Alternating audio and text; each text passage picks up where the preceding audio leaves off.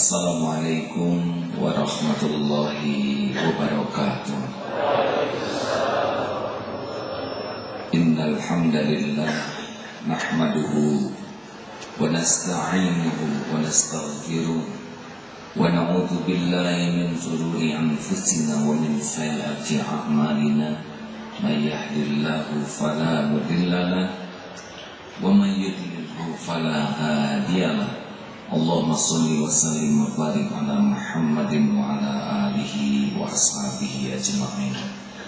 Ya Allah, Allahumma ftah lana hikmatak wansur alaina rahmatak ya dzal jalali wal ikram. Allahumma nawwir qulubana, Allahumma nawwir qulubana binuri hidayatik kama nawwatal arda binuri syamsik abadan abadan birahmatika ya arhamar rahimin. Allahumma inna nas'aluka al-huda wa tuqa wal afafa wal ghina. Rabbana taqabbal minna innaka antas samiul alim wa tub alaina innaka antat tawwabur rahim. Amin ya Allah ya rabbal alamin.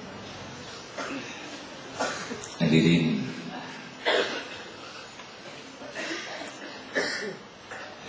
ibadat sebuah lemari yang terkunci.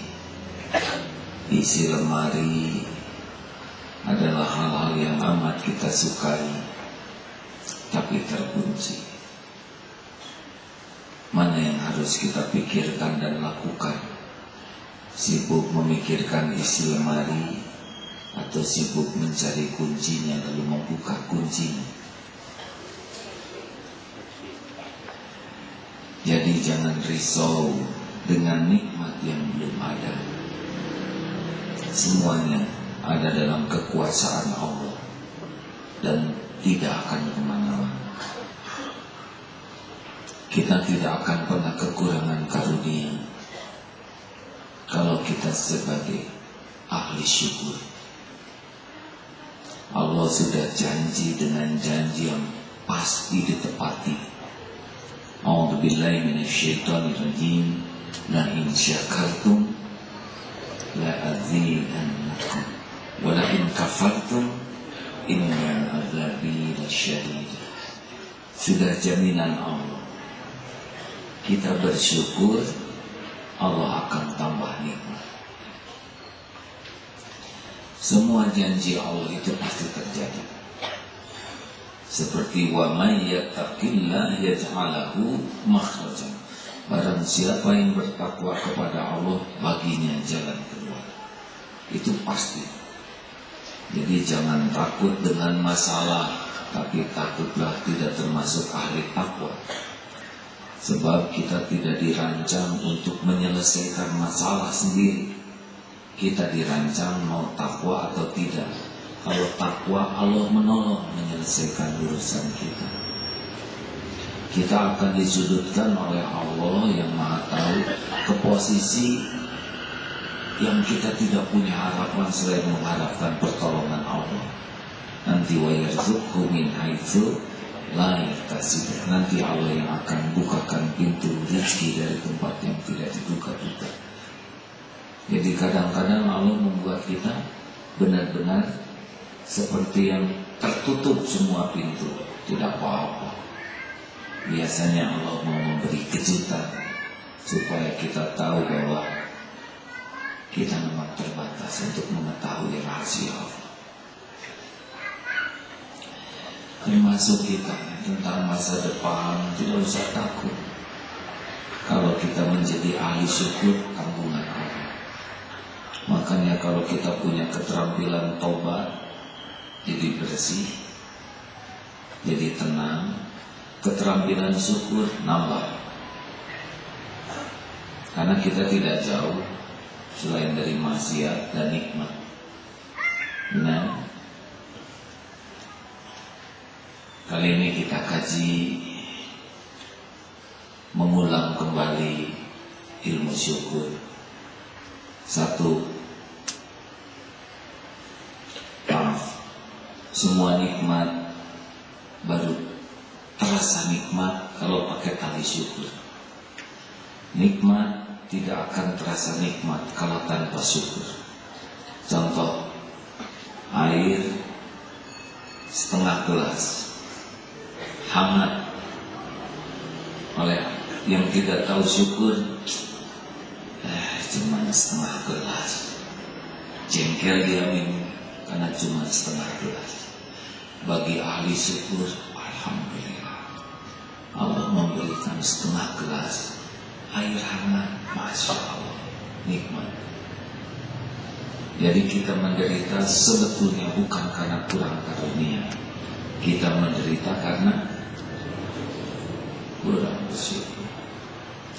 Kalau kita berhasil menenggelamkan diri di dalam samudra karunia Allah yang tiada bertepi, susah cari sengsara. Sengsara itu pasti karena fokusnya kepada yang tidak ada, yang kurang, yang tak cocok dengan keinginan. Nah, makanya orang yang kufur nikmat, wajahnya juga oleh Allah diset jadi memblek. Benar, beda orang yang syukur dengan yang kufur.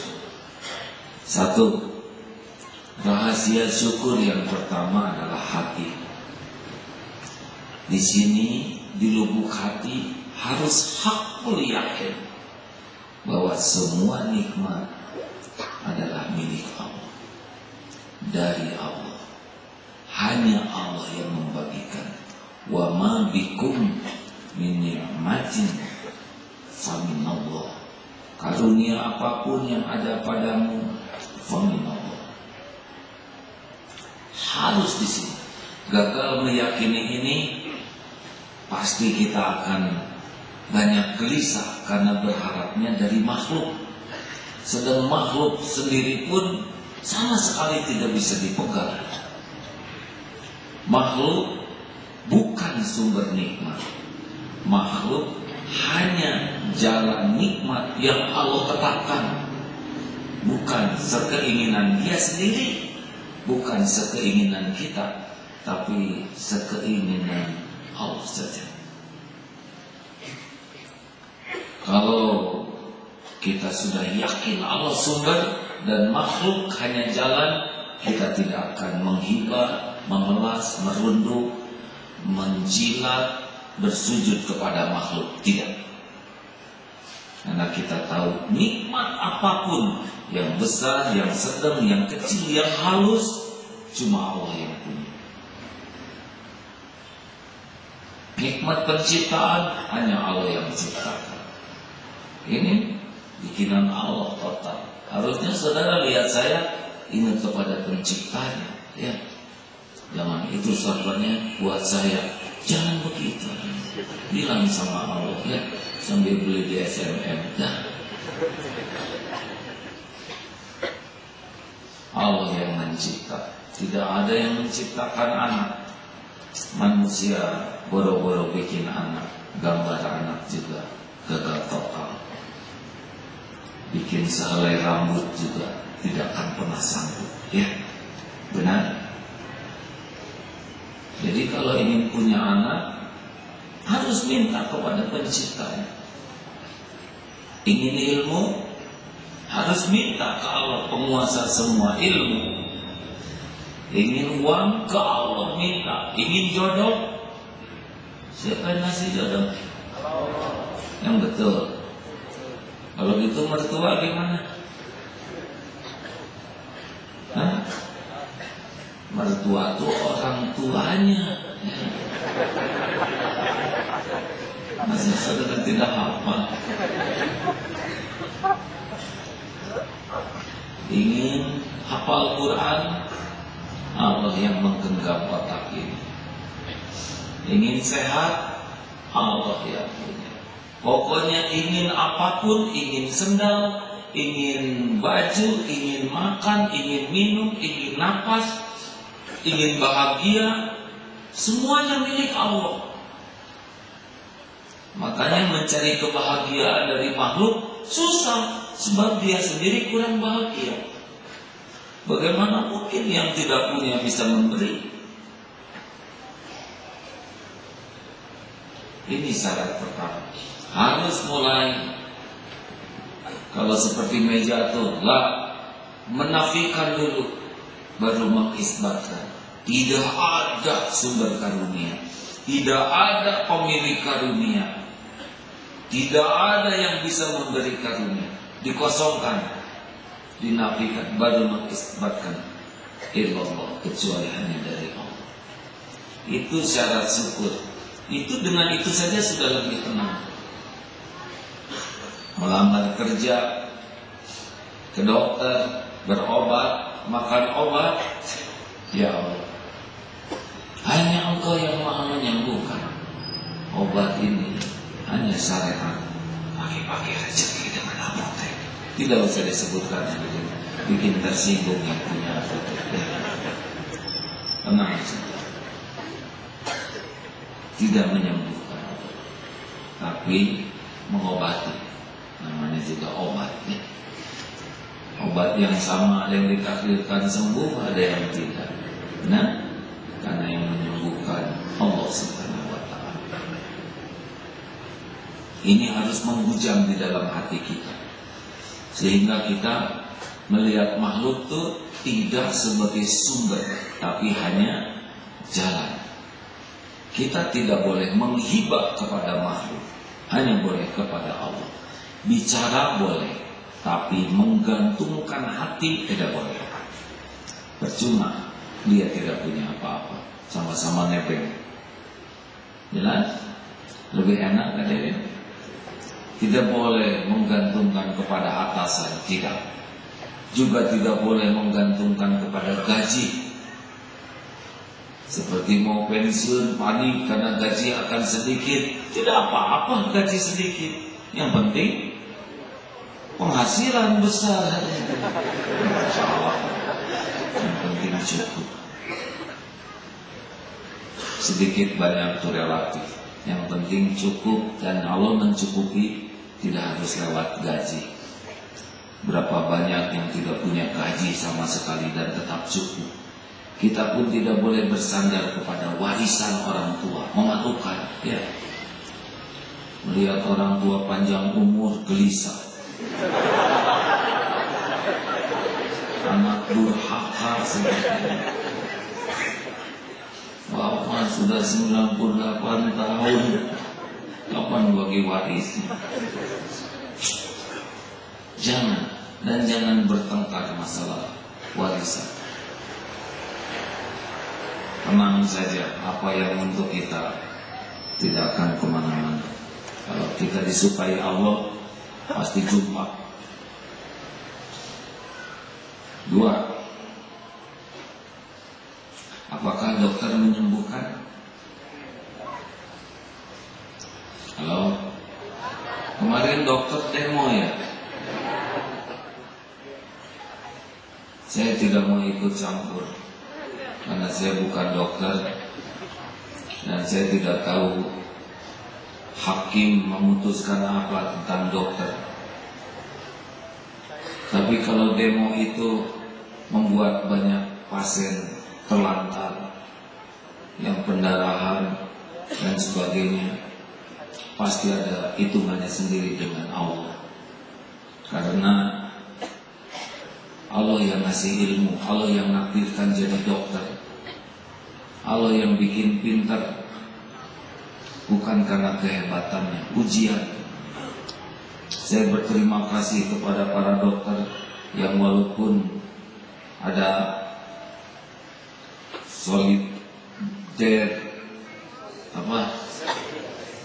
solidaritas, tapi sangat serius mengabdi ke masyarakat. Baru saya baca dari seorang, saya brimo gajinya lebih sedikit daripada dokter, tapi saya tidak pernah demo.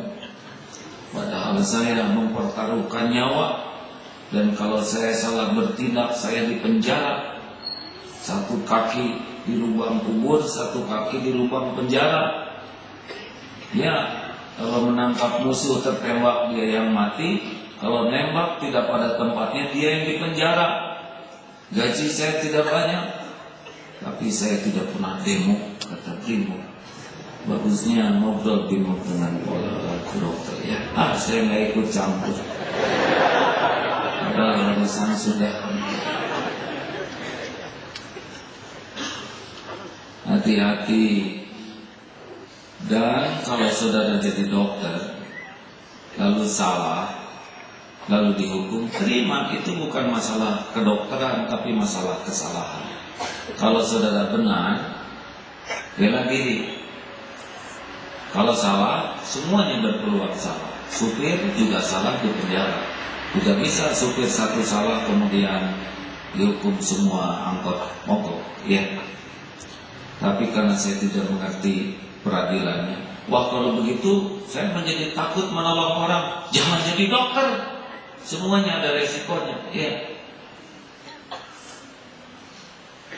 Semuanya harus berani mengambil resiko. Kita udah lakukan yang terbaik, ternyata salah, ya ada pahalanya di sisi Allah. Hidup selalu dalam keadaan memilih. Mudah-mudahan demo kemarin tidak jadi dosa, tapi jadi apa ya? Jadi amal lah, mudah-mudahan. Perhitungannya sama Allah. Teruskan, tidak semua dokter demo, ya. Memang demo yang baik adalah demo masyarakat, tidak nyambung. Yang kedua, kunci syukur lisan. Tadi apa? Hati. Tenang, ya, tenang. Ada Allah. Ada Allah yang maha dekat, yang menguasai semua rezeki, dan selama ini pun tidak pernah lari mengurus kita. Benar. Benar.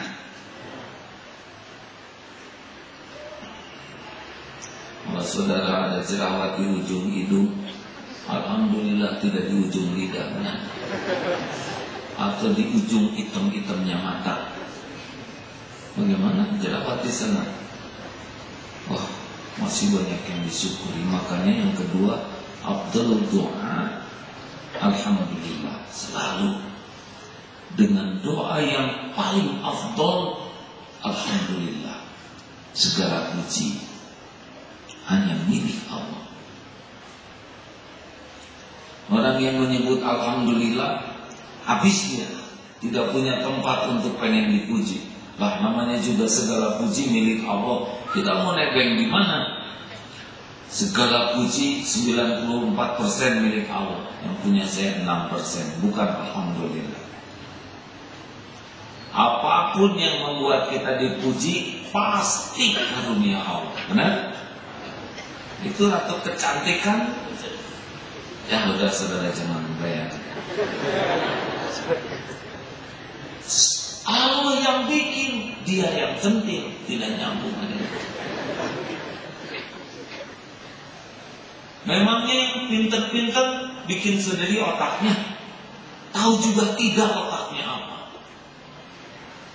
Yang otot kawat balur besi leher beton urat kabel, yang gagah perkasa itu, emang dia bisa bikin otot satu? Dan oleh Allah dibikin diare saja, pasti lemes. Bukan karena saya berpengalaman, hadirin ya. Masya Allah. Cerdas, hafal Quran, suaranya indah. Siapa yang bikin kita suara? Hanya Allah. Apapun, aduh kulitnya mulus, siapa yang bikin kulit? Allah. Gak ada yang bisa kita buat. Makanya kalau ada orang memuji kita, jangan ditangkap dan dikekepin itu. Segera kembali. Alhamdulillah. Aduh, mbak anaknya cakep-cakep. Gimana orang tuanya sih? Emang orang tuanya cakep? Alhamdulillah. Hanya Allah yang mendesain, hanya Allah yang mencipta, menyusun, membentuk, mengurus setiap saat. Doakan supaya pribadi anak-anak saya jauh lebih indah daripada penampilan. Masya Allah. Wih, cepat sekali hafal Quran, hanya tempo 6 bulan sudah hafal 30 juz. Sekaligus gantung kegigihan. Oh iya, saudara tahu gigi itu apa? Jangan mengacaukan dong, masa nasi belum makan.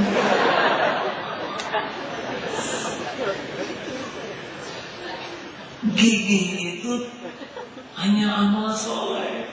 Banyak yang lebih gigih ngapal-hafal. Yang bikin hafal maaf. Saudara, cepat sekali hafal. Alhamdulillah. Semuanya cuma karunia Allah. Banyak teman saya yang lebih gigih, mungkin pahalanya lebih banyak. Setiap orang dapat cobaan masing-masing. Ada yang dicoba oleh Allah dengan susah hafal, ada yang dicoba oleh Allah dengan ujian mudah hafal. Dua-duanya bisa jadi dosa, jadi pahala. Yang mudah hafal makin merunduk ke Allah, dapat pahalanya. Mudah hafal jadi ujub, dia gak dapat apa-apa, jadi ria. Demikian pula yang belum hafal tidak minder. Saya mah yang penting Allah melihat saya udah baca 80 kali belum hafal apa. Dan Allah udah tahu saya baca semua ini. Saya tidak mengatakan otak saya lemot. Tidak boleh kita, kamu otaknya lemot. Udah bagus, hanya settingannya begitu kecepatannya ya. Jangan nyebut blow on, bodoh. Karena tidak ada yang diciptakan jelek oleh Allah, semuanya udah bagus. Hanya buat dia itulah pahalanya di sana. Enak kembali ke Allah semuanya. Pada saat kita kembali ke Allah semuanya, saat yang sama mengucap Alhamdulillah ala kulli hal, dalam segala keadaan. Orang yang tahu semua perbuatan Allah baik, dia tidak bisa membedakan senang, susah, puji, caci, sehat, sakit. Karena semua dari Allah itu pasti baik. Coba, sakit baik buruk. Saudara ragu-ragu, nyebut buruk takut salah, nyebut baik. Coba digigit anjing, baik buruk. Jangan suka nyusahin orang. Maunya jawabannya apa? Nah itulah jawaban saya. Ada yang minta jodoh kan? Ya Allah, saya mohon padamu, beri saya jodoh.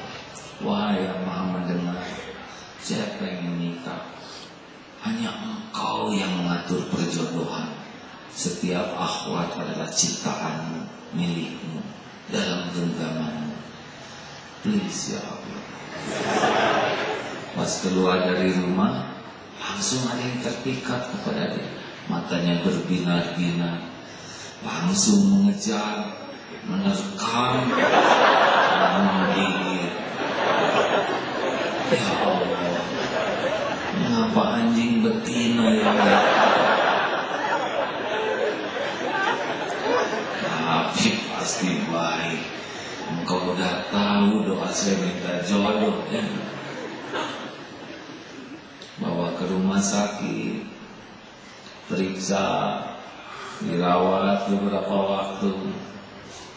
Akhirnya tahulah rahasia takdir. Merawat jodohnya ya. Mudah malah Allah minta jodoh. Sedangkan jodoh yang ditetapkan Allah adalah perawat. Supaya ketemu harus ada prosedur. Ini bukan main-main. Jadi memang perawat itu khusus bagian gigitan anjing. Oleh Allah diatur anjingnya juga nggak terlalu gede. Makanya jangan sebut ya. Tapi ya, yang belum punya jodoh tidak usah memikirkan teori ini karena beda-beda takdir. Mana ada yang gigit atau yang digigit anjing jangan GR. tidak identik jodoh.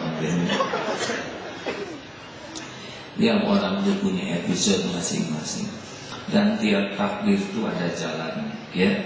Nah, kita jangan keburu suudon dengan berkelok-keloknya takdir yang tidak cocok dengan keinginan kita. Pokoknya baiklah, Allah nggak pernah berbuat jahat. Benar? Berapa banyak yang sekarang hadir di sini akibat takdir yang nggak cocok, ya? Benar? Ada gilirit hutang, bingung nggak sih? Gue di jalan selain ada hutang gitu. Saya tidak menyuruh saudara mengacungkan tangan, ya, nggak usah ngacung. Ya, saya pisah jodoh tuh ya, lu kadete ya.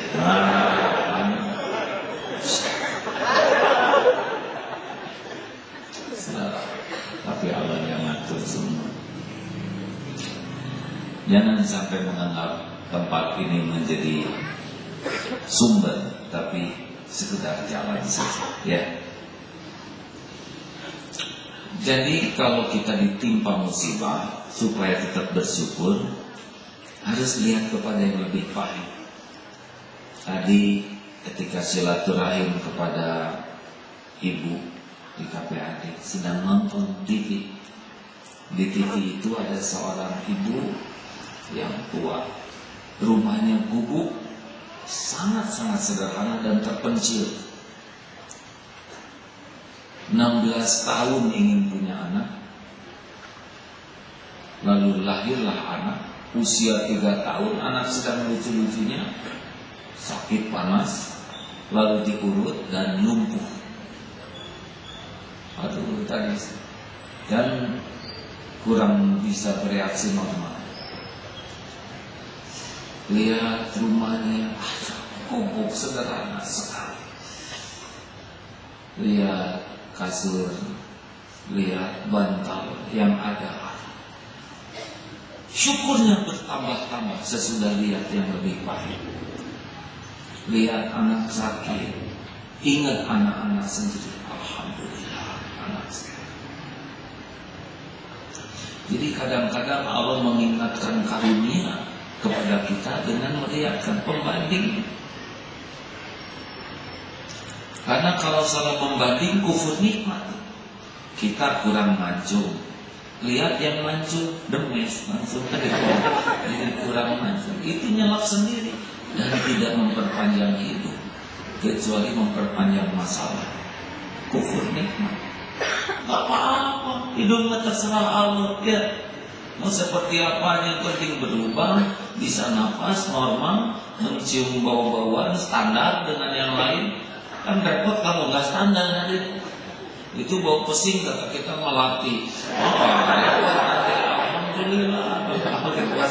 Standar kan? Siapa yang kompakin syaraf hidup kita? Coba. Apa para orang tua sebelum melahirkan kompakan? Hati-hati ya. Saya tukang dagang parfum. Tolong pas di sini manis. Enggak. Jadi oleh Allah. Lidah segini sempitnya diatur sama nih, manisnya di mana, apa itu coba kalau kita beda-beda lidahnya. Padahal segitu pahitnya, ya Allah menilai paham standar, ya. Siapa yang ngurus semua ini? Hanya Allah. Masya Allah. Nah hadirin, ayolah kita lihat ke bawah kepada yang lebih pahit. Karena sebetulnya nikmat Allah itu luas dan banyak, komplit. Tapi kita kufur nikmat karena sibuk dengan yang tidak ada. Masih ingat yang punya kambing 99, sibuk memikirkan kambing tetangganya yang kurus. Dan gemes, ini tetangga kurang ajar, dia nggak mau jual kambingnya. Aneh, kambing dia 99 nggak dipikirin, kambing orang dipikirin. Kenapa? Karena pengen 100. Aneh. Sudahlah hadirin. Pernah dengar cerita yang zaman dulu itu, yang seorang tuan tanah mau udah beli banyak tanah, cuma ada satu gubuk yang yang tidak mau dijual, jengkel sekali. Dia tengok, ternyata di gubuk itu sedang duduk sholat duha di atas sajadah. Alhamdulillah ya Allah, Alhamdulillah, Alhamdulillah ya Allah. Sambil berlinang air mata. Si Tuhan tanah pun mau malah kayaknya bahagia gitu ya, nyebut alhamdulillah itu enak. Tok. Assalamualaikum, alhamdulillah ya Allah, waalaikumsalam, alhamdulillah. Kayak ini saya bertamu kedengaran alhamdulillah ya Allah. Lihat kan, alhamdulillah. Tanya, kenapa kayak alhamdulillah? Saya lagi memikirkan karunia Allah yang tiada bertepi. Dikala orang berkelimpangan, tak ada tempat berteduh, Allah memberi saya tempat berteduh. Dikala orang lupa kepada Allah, Allah memberi saya sajadah tempat bersujud. Dikala orang tidak bisa tidur, saya bisa nyenyak. Dikala orang sulit air, ini saya punya gentong berisi air. Dikala orang sakit, saya sehat. Dikala orang ditutupi, dibuka aib, saya ditutupi oleh Allah. Alhamdulillah. Lalu kenapa ketika salam alhamdulillah, saya bersyukur pagi-pagi sudah ada yang mendoakan assalamualaikum ya Allah, ini nikmat. Itu kan doa salam. Ketika kedengaran, saya ingat telinga saya normal, alhamdulillah. Kelihatan ingat mata, alhamdulillah. Nah ini si bapak tahu, hidup saya segala ada, tapi saya menderita karena saya nggak punya syukur. Pulang ke rumah sambil termangu, tahu yang membuat hidup kita menderita bukan karena kurang uang, bukan kurang harta, bukan kurang penghormatan, kurang syukur. Makanya hidup kita letih sekali, gelisah, sengsara. Tuh tadi kakek yang saya sebelum ngajarin, ternyata syukurlah yang membuat bahagia. Pak, syukur atau Bapak sadar mah aja tuh kakek tuh rumah banyak mau diapain daripada kosong. Udah tinggal di rumah kita, berikan makan cukup, udah berkah. Balik lagi, kek, saya berterima kasih kakek sudah jadi jalan, mata hati saya terbuka. Sebagai ucapan terima kasih saya, mari kek pindah ke rumah saya. Di mana aja yang kakek mau silakan dijamin. Hei, dasar orang gak tahu syukur, pergi sana. Kenapa kek? Mau dikasih yang bagus malah marah-marah. Rumah segede gini aja udah susah nyukurinnya, apalagi yang gede. Dasar gak tahu syukur, pergi. Beda dengan kita dari jauh ya. Kita mah rumah orang tuh tinggal 5 menit gede gitu. Atau pulang ke rumah jadi masuk peti kan.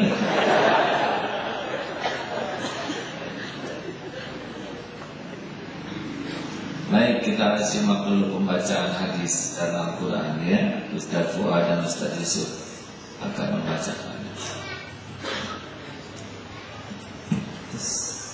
A'udzu billahi